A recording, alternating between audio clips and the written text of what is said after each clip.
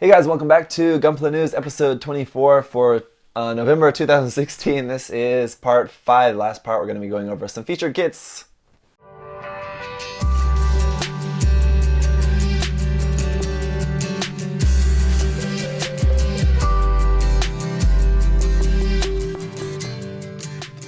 So I know this month Gunpla News has been very long. There's been a lot of stuff to talk about this month, so I appreciate you guys' patience if you've been watching this whole series this time.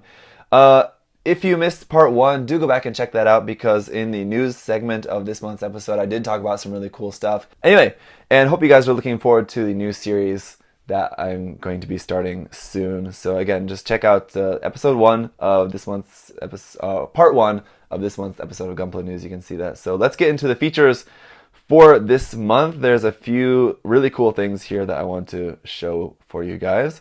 The first one is a Master Grade Gundam Mk-II 2.0 customized. It's like a heavy assault customized version of this. I'm just trying to translate the kanji there. But anyway, this is from KS-CATWO. Again, all the links for these are going to be down below if you want to go to see more images of these kits, or see the images more closely anyway. Basically what this is like a version of the the Gundam Mk-II in the Titans colors, and it has a backpack sort of similar to like the ZZII DS kit.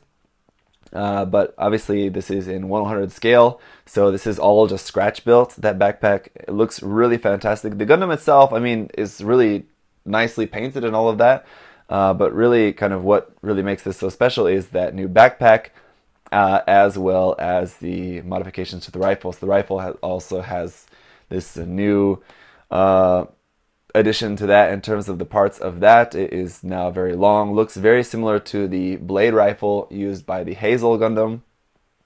So I think that was the inspiration for this. This definitely looks very like Advance of Zeta in its styling, so I just really love the colors of this. Also just the fact that he built that the backpack looks fantastic. I really like the look of that backpack, like on the HG ZZII DS.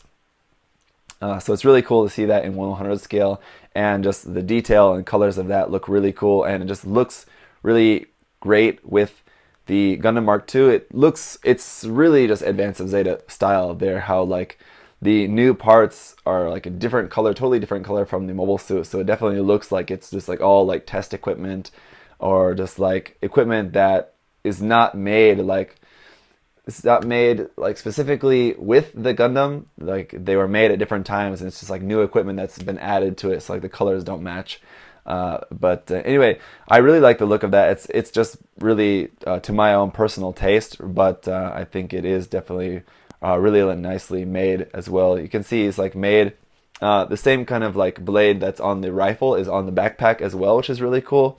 So this would be really amazing to see in person. I would love to see this just because I like this so much. Yeah, not really too much else to really say about that, but it's just really cool. So this, I would also love to see some work in progress photos, so I'll have to try to see if I can find his Twitter account or something, or I don't know if he has a blog or some other place to see work in progress photos.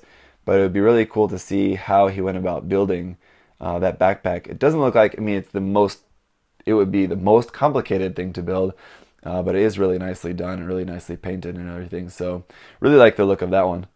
Next we have a custom painted HG ZZII Gundam from just the modeler's name is Verka. That's his handle there on Modeler's G. Anyway, this is basically just a custom painted version of the HG Build Fighters ZZII. Like I said when I reviewed this kit, that kit, it seems much more like an HGUC kit rather than a Build Fighters kit, and now with this new color scheme it definitely looks like an HGUC release. This doesn't really look like something out of Build Fighters. It looks like something from just like Double Zeta, or from like a Double Zeta like spin-off manga or something like that, or just like MSV design. Really love the color scheme for this. One thing that I thought was really unique is the huge long cannon is also white to match the Gundam. So it'd be pretty uncommon, I think, to see such a huge weapon like that, like in white, in like all white.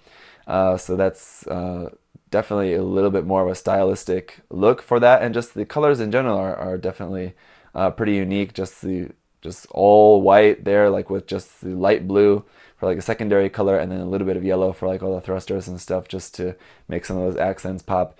The color scheme is beautiful, and the shading on it is really, really nice as well. So the shading on the white and the blue looks really nice. It's definitely noticeable, but it's definitely not overdone. So it's just like right on that line where you can definitely tell everything's shaded, but it doesn't look anything really unnatural.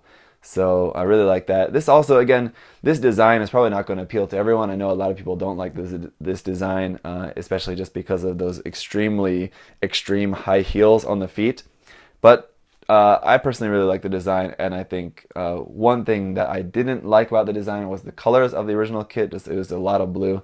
So this new color scheme on this is definitely very appealing, I think. So I really like that, and just really nicely painted kit.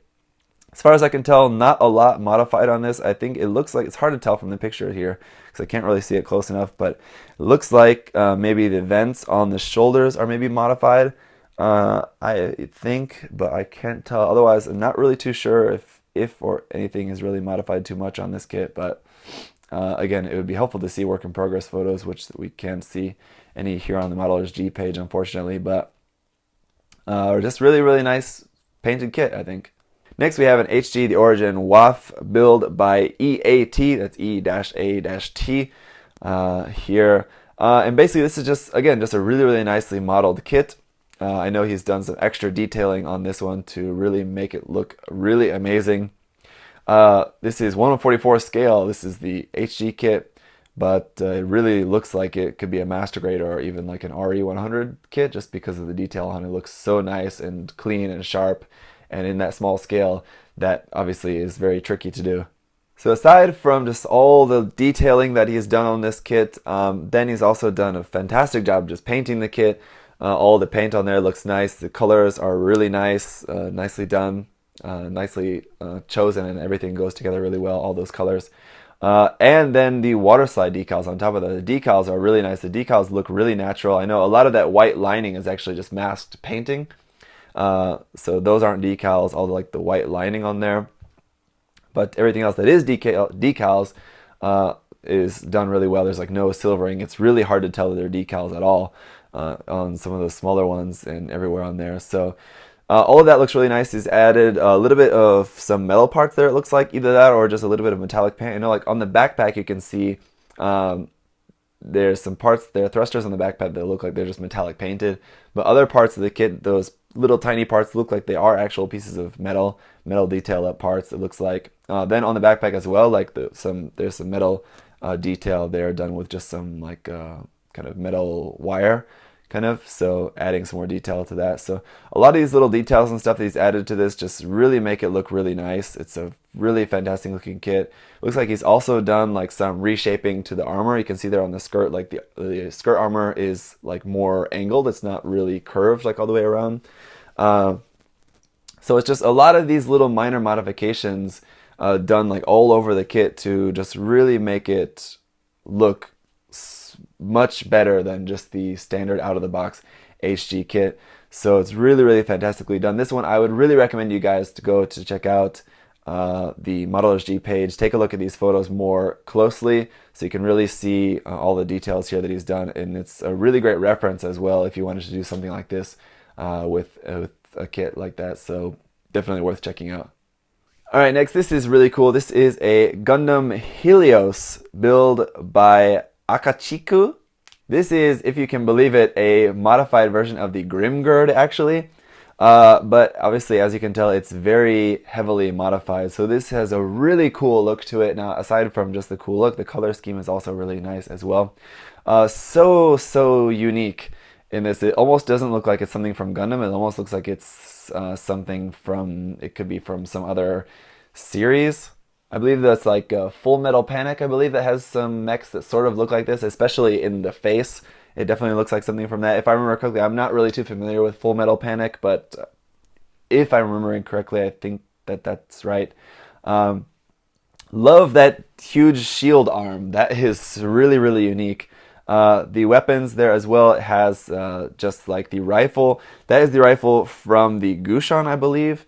And then it also has the longer sniper rifle, which I believe is from a different kit. I'm not quite too sure though how much of that is from a different kit or how much of that is just scratch built, but obviously he's done a lot of customizing on this, a lot of scratch building, a lot of these parts, so I wouldn't put it past him if some or all of that rifle, the longer rifle, is scratch built. But anyway, just really interesting build here. This is the kind of thing that I really like looking at, because it's something just so unique. Like, that is the HG Grimgerde kit in there, but you really wouldn't be able to tell. There's a few things that you can see, like especially like in the frame and like the tubing in the back of the legs and in the arms. It's very clear that it's a Grimgerde, and the feet, especially the feet, are not really modified as much as other aspects of the kit.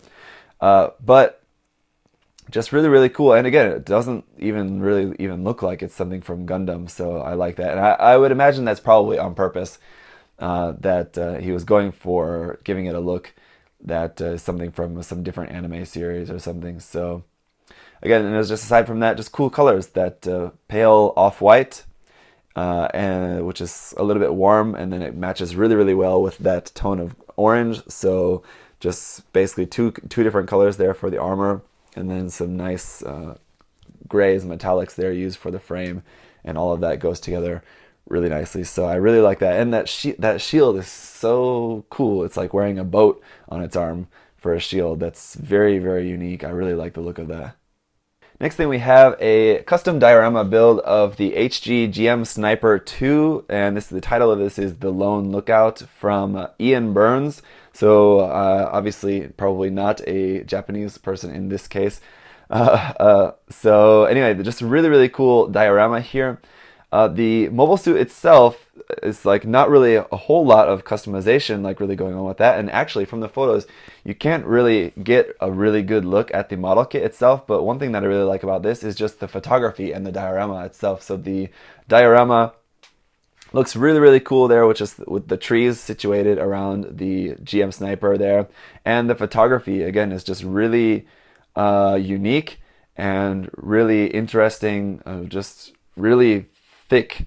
I don't know how else, it's kind of hard to describe anyway, but just the really heavy shadows, really heavy contrast here with just, it's just really meant to look like it's in like that sort of twilight hour there, where it's just dark. We have these really dark shadows and just a little bit of light casting on some of these parts where you can just see like almost just like the silhouette of the mobile suit there. So it's very cinematic in these images of it. So yeah, the images of it look like they're scenes from like a film or something, or just like really nice photographs here. So that is what really caught my eye with this build, and not really so much the mobile suit or anything else. It's just the photography is done really well. So that's why I really like this one. And so that's the thing. I think when we're taking pictures of kits or even dioramas as well, we want to get like really clear photos where you can really see everything and everything's really nicely well lit all over the place evenly. But